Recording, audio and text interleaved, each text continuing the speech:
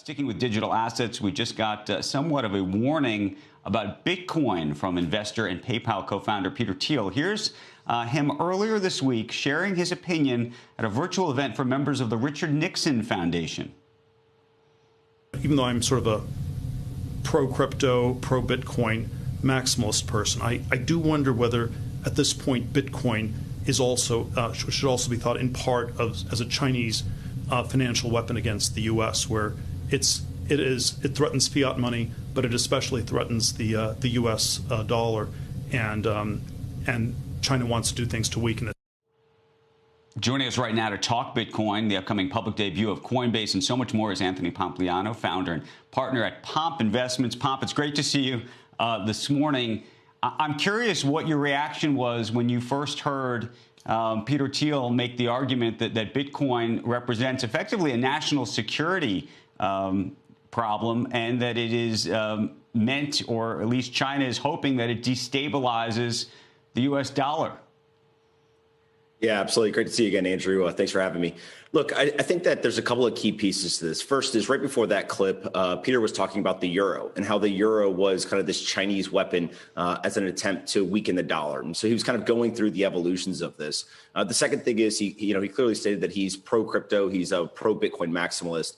And what I think we've got to understand, everyone in the world has an opportunity to use this, just like the internet. It's an open, decentralized protocol. And so just because other countries who may be adversarial or not to the United States are going to use it, that doesn't mean that he's taking an anti-Bitcoin stance. I think actually it's quite the contrary. I think what he's doing is he's saying, listen, there's a global competition happening here. And there are other countries who are going to try to use this to destabilize or to financially attack the United States.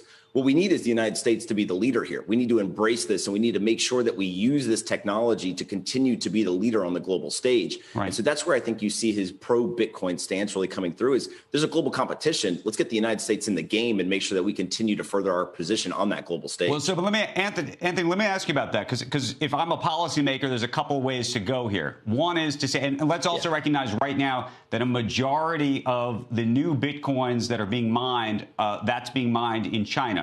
Let's just stipulate that that's the case currently.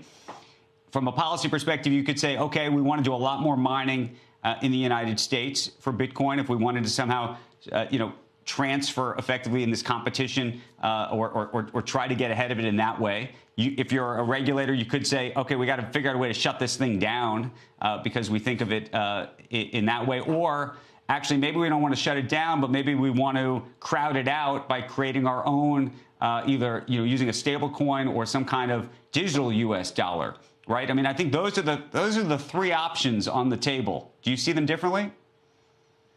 Yeah, look, I think that, again, the United States is taking a very unique perspective here. So the Digital Currency Group recently launched a new mining pool here in the United States. It's now a top 10 mining pool already. So we're trying to work to build the infrastructure very quickly. We've seen states like Kentucky go out and say, look, we're actually going to give tax incentives to bring miners here. We're seeing oil and gas with companies like Great American Mining who are saying, look, we're going to capture flare gas. We're going to turn it into this Bitcoin mining power. And so what I think you're seeing is this almost kind of revolution when it comes to energy and Bitcoin mining in the United States. And so I think that we're going to continue to see that build out happen. Now, when it comes to policy and kind of the political realm, we have senators and congressmen that hold Bitcoin that are very pro-Bitcoin.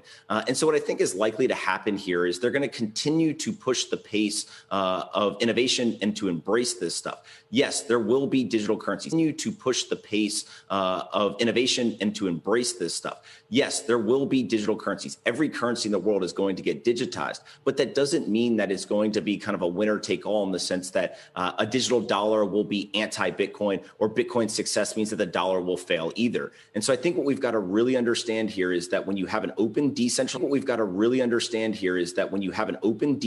protocol, which Bitcoin is, all of these digital fiat currencies are not, that open decentralized protocol is going to be adopted by countries around the world. And we need to take that leadership position. And I think that we've got a lot of politicians and regulators here in the United States that are working hard to make sure that that happens.